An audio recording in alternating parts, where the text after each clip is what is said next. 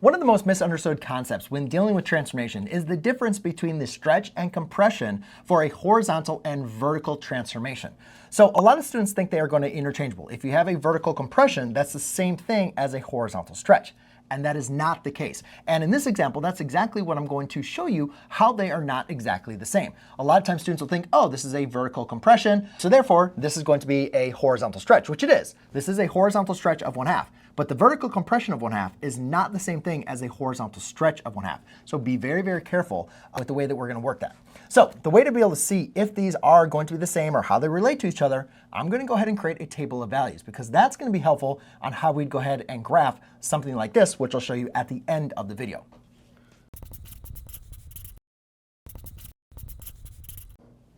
Okay, so what I'm going to do is I'm actually just going to graph these separately and kind of just use some table of values that I think would just kind of make sense. So therefore we can get some like data points to be able to see how these graph. And then what we'll do is we'll apply them together on how you could go ahead and graph a function that looks something like this. So the main important thing though, I want you to understand this vertical compression is not the same thing as this horizontal stretch, right? Because remember, if it's outside, it's vertical. Inside, it's horizontal. If it's less than 1, on this side it's going to be a vertical compression, and here it's actually going to be a horizontal stretch. It gets a little confusing, but they're actually opposites of each other. So without trying to like imagine these in our head, let's actually just use a couple of table of values to be able to illustrate our point, which to understand what these graphs are going to look like.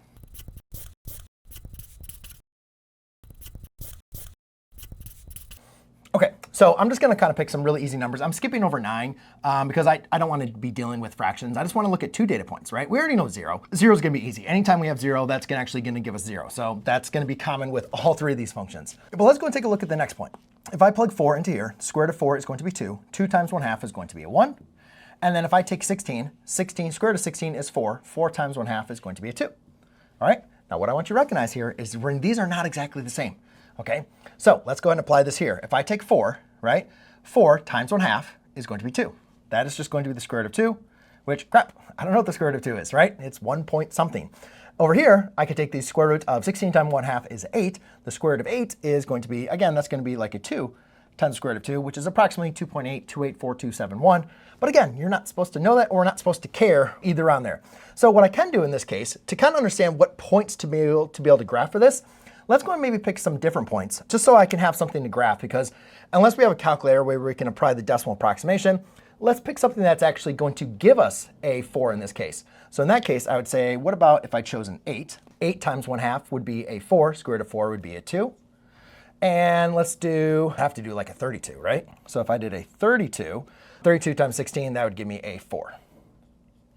Whew, okay, now that's going to be a pretty big graph here. So I'm not going to be able to get all of that, obviously, but I'll try to do my best here as far as to representation. Now, let's go and see what these points are now going to look like. So I have a 4, so 1, 2, 3, 4, and that's going to be at a 1.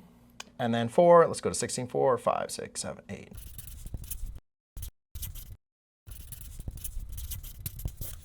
Hey, I got to 32. That's 16, and that's a 4. Good. OK, so that's going to be this first point. So the 1/2 x, you can see that graph looks something like that, right? Now again, that is going to be my y is equal to a 1/2 square root of x. Now if we were just going to do the regular function, like our parent function, y is equal to the square root of x, let's see what that would be. So we'd have a 1, 1. I do a 4, 2. That graph would look something like that. Right? So that'd be y equals to the square root of x. So we got that one covered. Now what about this one? This 1/2, the square root of 1/2 x. So again, we had 2, right? 8, 2. So 1, 2, 3, 4, 5, 6, 7, 8, 2. And then we had 32 up to 4. So 1, 2, 3, 4. So what I want you to see is these are not the same, guys, right? Do you see this? The 8, 2. So 1, 2, 3, 4, 5, 6, 7, 8. 8, 2 and 32, 4 do not give us the same points as this. This is not the same graph. So the vertical compression is not the same thing as the horizontal stretch. They are doing the same thing to the graph, right? But I just want you to understand they are not the same. And a lot of students will confuse them. They think, oh, if you're vertically compressing, that's the same thing as horizontally stretching. It is not the same. And this goes ahead and proves it. Now, let's go ahead and finish off the rest of this problem. What if I actually had to graph this?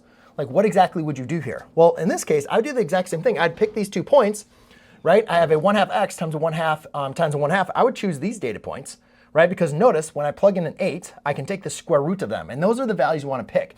I don't want to pick the 4 and the 16 because then you're going to get those values that you can take the square root of. At least if you didn't have a calculator, you're going to get irrational numbers. And nobody wants to graph irrational numbers on a graph. So let's go ahead and pick our x equals, let's do these. So if I pick xy, so if I picked an 8, I'd have a 2, right? So 8 times 1/2 is 4. Square root of 4 is 2. 2 times 1/2 is 1. And then what if I did a 32? Well, that's going to be 1/2 of 4, so that'd be a 2. So look what happens if you apply a vertical compression and a horizontal stretch. You're going to get 8/1 and a 32/2. So wow, you can see. I probably didn't graph that one. It probably is good from in there because that's what's supposed to be a 16/2. That's actually supposed to be up higher. So I actually did that one actually kind of bad. There you go, because that should be below it.